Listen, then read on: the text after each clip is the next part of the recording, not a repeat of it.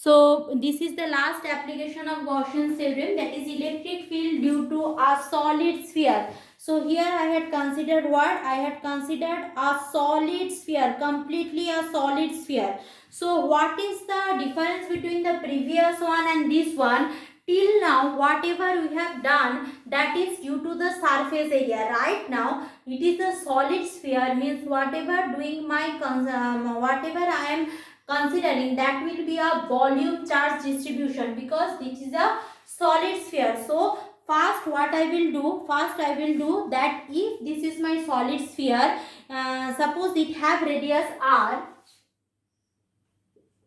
this is the radius of the sphere, you can see properly, this is the radius of the sphere. If this is the radius of the sphere, what is the total charge of this kind of solid sphere? What will be the total charge of this kind of solid sphere? So total charge will be what? We know that is charge density. Charge density, if charge density is rho equal is related to the total charge. So rho will be, if charge density is rho,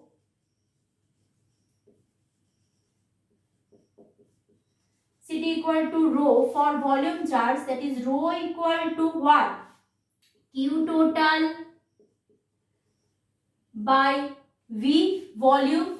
Now what is the volume of the sphere? Volume of the sphere is 4/3 pi r cube pi r cube. Therefore Q total by 4/3 pi r cube.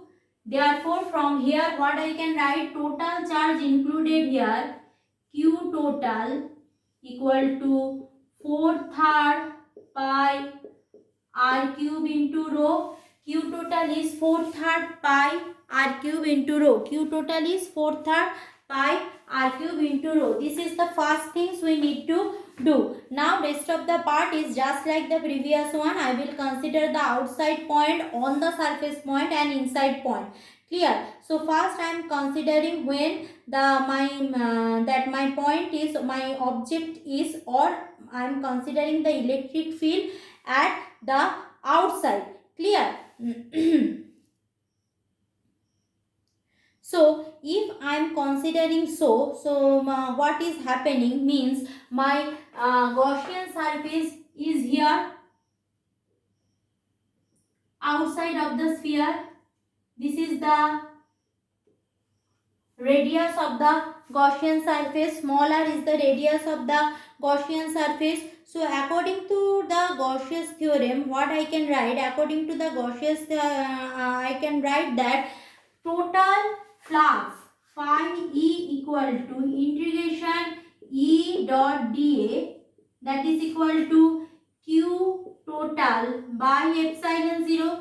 Q total by epsilon 0. Now if this is my Gaussian surface, this is my area vector dA, this is also for electric field E. So from there what I can write? From there I can write that is E A equal to Q total is what?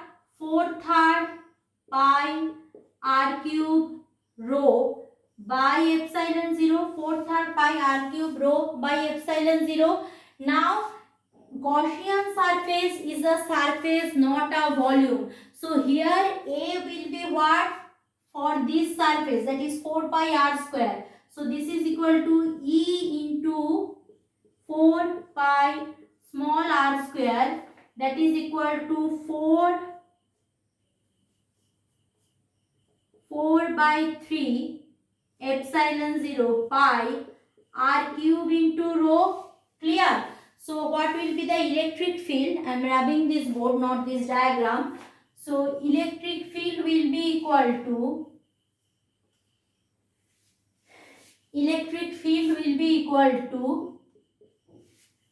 4 pi r cube rho by 3 epsilon 0 4 pi r square.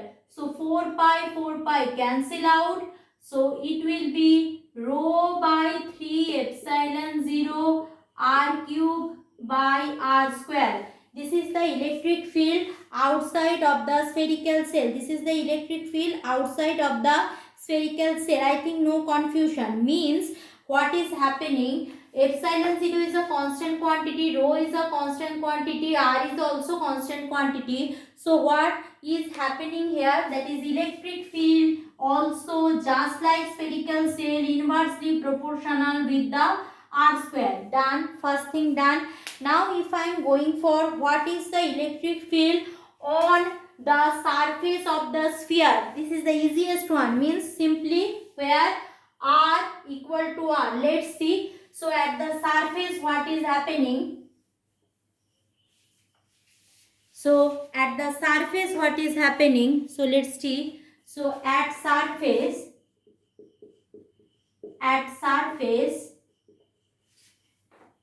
r equal to r. So electric field E will be equal to rho 3 epsilon 0 capital R cube by r, small r. So already what I am having, that is rho by 3 epsilon 0 into r. Rho by 3 epsilon 0 into r. Means in this case what is happening? R is a constant quantity, rho and epsilon 0 is a constant quantity. So electric field for a spherical cell is constant on its surface. Now the last thing means right now I will consider my Gaussian surface inside the sphere. Inside the sphere. Now there is a difference from the previous case. From previous case what is happening? Since it is a thin shell, inside the shell there is no charge, presence of charge. But here is a presence of charge. How? Let's see. How and how much? That's my thing. That's my consideration. Let's see. So inside cell what is happening? What I will do? I will take here my Gaussian surface as, suppose this is my radius of the Gaussian surface is R1. Suppose this is my radius of the Gaussian surface. So inside the solid sphere, since Gaussian surface is inside, so charge included the surface. See, previously charge included the surface means the whole sphere is already included.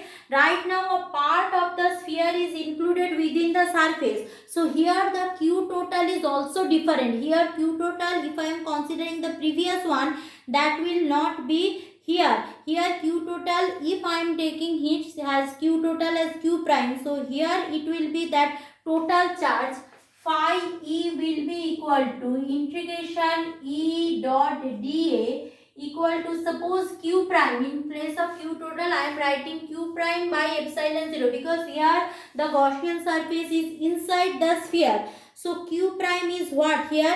Q prime will be equal to 4/3 pi, R cube is what?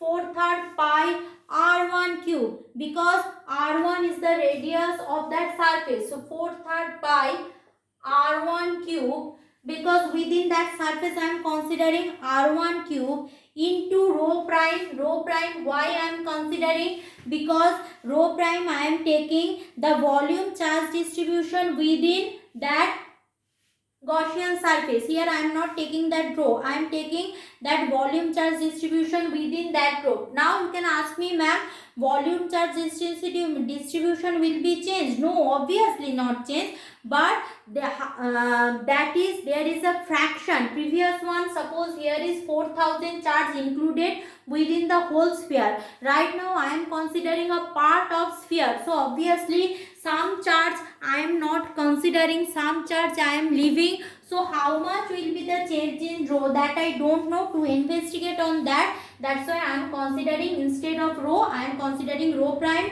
Now after that you can see that rho prime I will replace by my original rho. How? Let's go for that. So right now what is happening, this is my, therefore from there what I can write? I can write that rho prime equal to 3/4, 3/4 this side, Q1 prime, Q prime, 3/4 Q prime, it will be pi 4 pi R1 cube. Clear? This is my rho prime.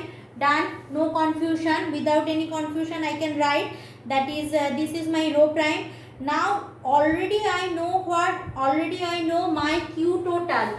Q total means if I am considering whole sphere, that will be 4/3 pi r cube into rho. This is my Q prime, 4/3 pi r cube into rho. Now both the cases, for both the cases, if the sphere is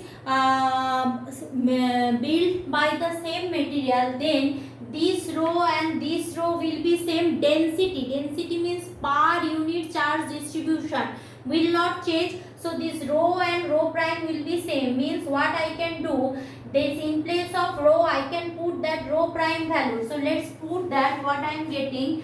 So 4/3 pi r cube, in place of rho prime I am putting that whole thing, that is 3 q prime by 4 pi r1 cube. So 3 cancel out, 4 pi whole will cancel out. So r by r1 whole cube into q prime. Q prime. So this much the change has been occurred. So Q total is the fraction of Q prime, like that. See the board. So Q total is the fraction of Q prime, like that. So rather I can write that Q prime, here I am doing, that is Q prime equal to R1 by capital R whole cube. R1 by capital R whole cube into Q total. So this much fractional change will be present inside this R1. So this much is the fractional change of charge will be present inside that sphere. Clear? Now the simple thing is there, integration E dot dA. So keeping this only, other thing will not be changed. Therefore integration E dot dA will be Q prime by epsilon 0. So E A equal to Q prime by epsilon 0. Done. Now what is the value of E and A? Here A means what? R1. So in place of A I will put E into 4 pi R1 square equal to Q prime. Q prime put that one, 1 by epsilon 0 take outside. 1 by epsilon 0 take outside into R1 by R whole cube into Q total. R1 by R whole cube into Q total. So what is happening? Therefore E equal to 1 by epsilon 0 R1 cube by R cube into 4 pi R1 square into Q total. Done. So here 1 R1 will be cancelled out. So 1 by epsilon 0 R cube R1 into Q total. Now put my original Q total. So if I put my original Q total, that is for sphere, original Q total that is for sphere, that is 4/3 pi r cube rho. If I put that, that is I will have R1 by epsilon 0 r cube into 4/3 pi r cube into rho.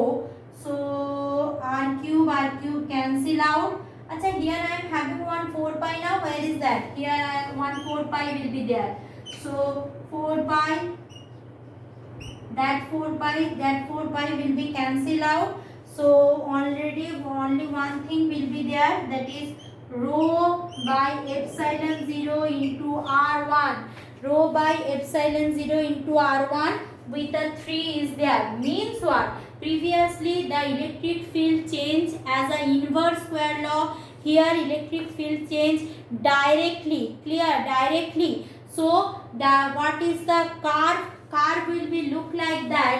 If I am considering a sphere, then electric field will be, if this is R, this is electric field and this is the center, means on the surface, when R equal to R equal to small r, so what is happening at that time?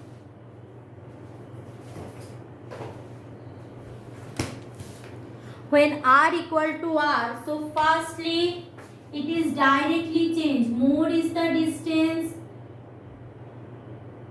electric field increases. At the surface, electric field maximum. Now next, electric field changes as a epsilon curve.